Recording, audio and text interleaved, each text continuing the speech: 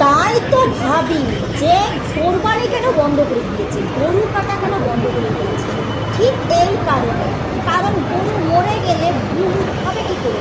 কারণ এরা তো ভিখারি, এরা তো বাবার জন্য ভালো খাবার দেখে না, এরা তো গুড় মুড় গোবর খেয়ে বেঁচে থাকে। এই কারণেই কোরবানি বন্ধ করে দিয়েছে। বিবার হিন্দু ধর্মের মানুষ কেন গুড় গোবর খায়, আর কেন কোরবানি বন্ধ করে দিয়েছে, ঠিক এই কারণে।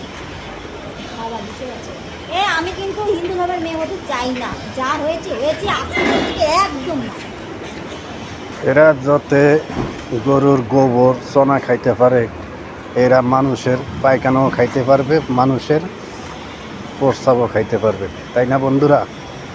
এরা কি মানুষ না অন্য কিছু, এটাই বুঝতে পারতেছি না। যদি ভিডিওটি ভালো লাগে লাইক করুন, শেয়ার করে পাশে থাকবেন।